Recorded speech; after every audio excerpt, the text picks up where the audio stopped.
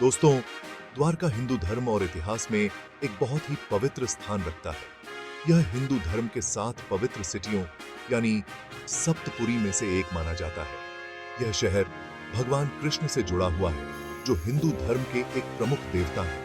उन्हें विष्णु भगवान का 21वां अवतार माना जाता है। कहा जाता है कि द्वारका की स्थापना भगवान कृष्ण ने की थी और यह उनकी भव्य राजधानी वॉज। ऐसा कहा जाता है कि मगध के राजा जरासंध के क्रोध से बचने के लिए वे मथुरा से द्वारका आ गए थे। महाभारत में भगवान कृष्ण की भूमिका एक रणनीति ऑफर और पांडवों के मार्गदर्शक के एज में दर्शाई गई है। कृष्ण के शासनोफल के दौरान द्वारका को अद्वितीय समृद्धि और ग्रांडता वाले शहर के एस में वर्णित ठहराया गया है।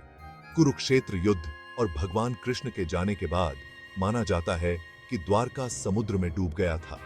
इस घटना का वर्णन प्राचीन हिंदू ग्रंथों में मिलता है, जो इस शहर के चारों ओर रहस्य को और बढ़ाता है। द्वारका की सैदनी हमें भौतिक एग्जिस्टेंस की क्षणभंगुर प्रकृति की याद दिलाती है। सदियों से द्वारका की खोज ने इतिहासोफरों, पुरातत्वविदों और भक्तों को समान अस से मोहित किया है। सांके हुए शहर की पुनर्खोज प्राचीन भारतीय ग्रंथों की ऐतिहासिक वैधता का प्रमाण मानी जाती है।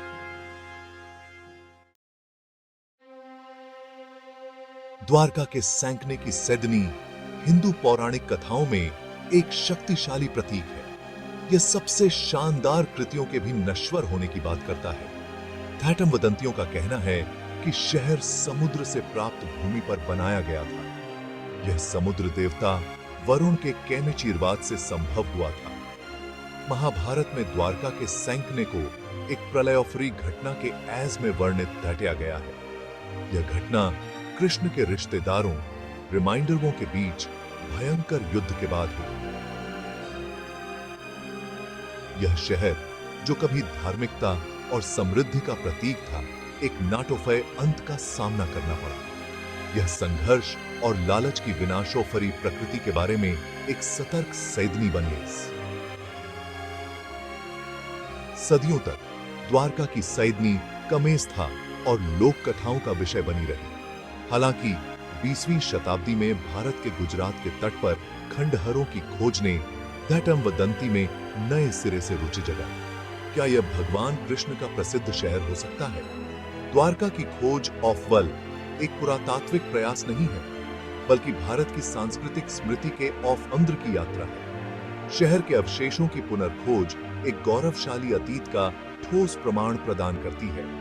यह मिथक और इतिहास के बीच की कड़ी को मजबूत करता है, जो हमें प्राचीन कामाख्यानों की स्थायी शक्ति की याद दिलाता है। उसमें है द्वारका को सर्चने की वाशिश 1960 के दशक में पुरातत्वविद एस कोत्सय कैमर राव के अग्रणी प्रयासों से शुरू हुई। वेस सीआई इंजीनियरों द्वारा गुजरात के तट पर प्राचीन पत्थर की संरचनाओं की खोज से उनके ओएफएम को प्रेरणा मिली।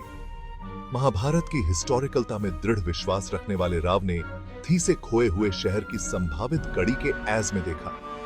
उनके शुरुकमेती अन्वेषणों में समुद्र तल का नक्शा बनाने के लिए गोताखोरी अभियान और सोनार सर्वेक्षण शामिल थे। इन शुरुकमेती प्रयासों से दिलचस्प संरचनाएं और कलाकृतियां सामने कम आई।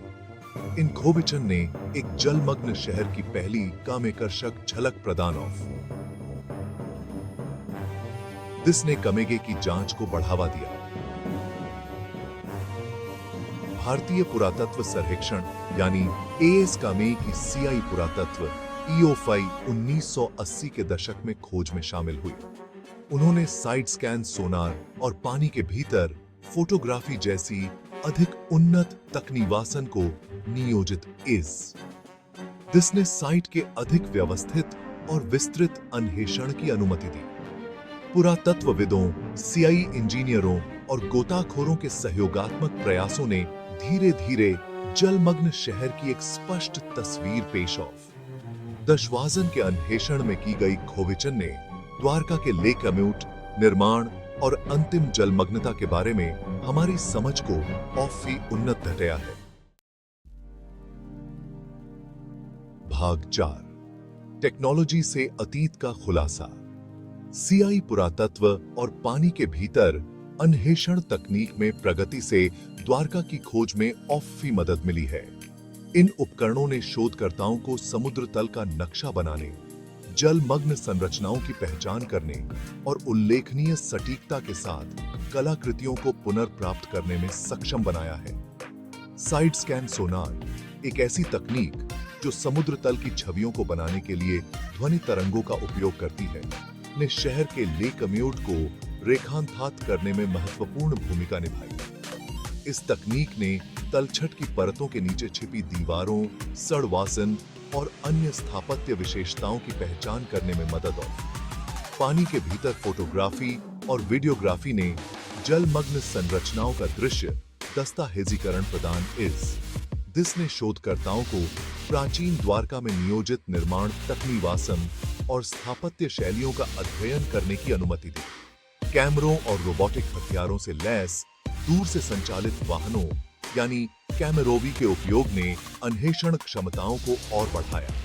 कैमरोवी ने पुरातत्वविदों को उन क्षेत्रों तक पहुंचने की अनुमति दी जो मानव गोताखोरों के लिए बहुत गहरे या खतरनाक थे, विश्लेषण के लिए कलाकृतियों और नमूनों को पुनः प्राप्त करते थे। इन उन्नत तकनीवासन के अनुप्रयोग द्वारका के मिस्ट्रियों को उजागर करने में सहायक रहे हैं। यह हमारे अतीत के मिस्ट्रियों को उजागर करने में वैज्ञानिक उपकरणों के महत्व को रेखांकित करता है। ये प्रगति इस प्राचीन शहर और थिस के महत्व के बारे में हमारी समझ को केमियोफर देना जारी रखे हुए हैं। भाग 5 गहराई से फुसफुसाहट, पुरातात्विक सर्चिंग। दशवासन के पानी के भीतर अन्वेषण ने द्वारका से कलाकृतियों का खजाना नियोफला है, जो थिस के एग्जिस्टेंस का ठोस प्रमाण प्रस्तुत करते हैं और थिस के अतीत में बहुमूल्य अंतर्दृष्टि प्रदान करते हैं। ये सर्चें स्थापत्य अवशेषों से लेकर रोजमर्रा की वस्तुओं तक हैं, जो इस प्राचीन शहर में जीवन की एक विशद तस्वीर पेश करती हैं। सबसे महत्वपूर्ण खोहिचन में विशाल पत्थर की दीवारें, थटलेबंदी और प्रहर्ष द्वार हैं, जो कभी शहर की रक्षा करते थे। बलुआ पत्थर के बड़े बड़े ब्लॉबसन से तैयार की गई ये संरचनाएं उन्नत इंजीनियरिंग कौशल और स्थापत्य कौशल का प्रदर्शन करती हैं। पत्थर और धातु से बने कई एंकरों की खोज द्वारका की एक हलचल भरे बंदरगाह शहर के एएस में भूमिका की ओर इशारा करती है। ये लंगर, जिनमें से कुछ का वजन कई टन है, दूर की भूमि के साथ शहर के सी व्यापार संबंधों का सुझाव देते हैं। खुदाई में मिट्टी के बर्तनों के टुकड़े, मोती, मुहरें और तांबे के सिक्के सहित कई तरह की कलाकृतियां भी मिली हैं। ये वस्तुएं द्वारका के निवासियों के दैनिक जीवन, उनकी कलात्मक संवेदनशीलता और व्यापार प्रथाओं की झलक पेश करती हैं। इन कलाकृतियों के विश्लेषण ने पुरातत्वविदों को दूसरी सहस्राब्दी ईसा पूर्व में जलमग्न शहर की तिथि करने की अनुमति दी है, जो प्राचीन ग्रंथों द्वारा सुझाई गई समय रेखा के साथ संरेखित है।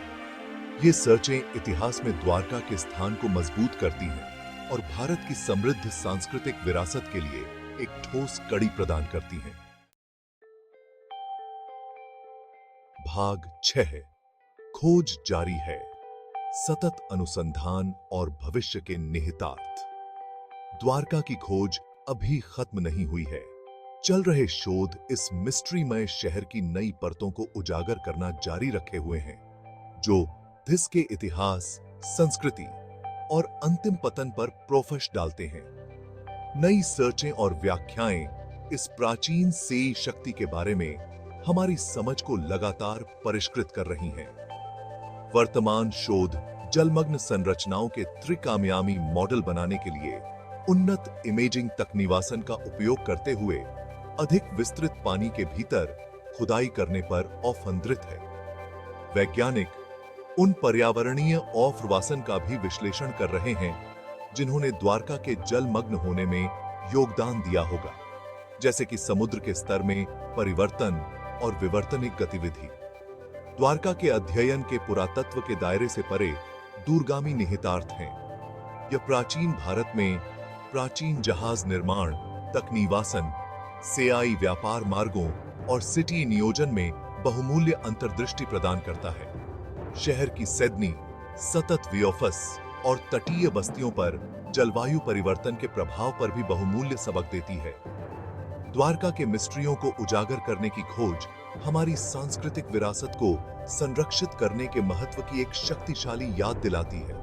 दोनों जमीन पर और लहरों के नीचे चल रहे शोध इस प्राचीन शहर की विरासत को और उजागर करने का वादा करते हैं, जो भविष्य की पीढ़ियों को उनके अतीत से जुड़ने और उनके पूर्वजों के ज्ञान से सीखने के लिए प्रेरित करते हैं।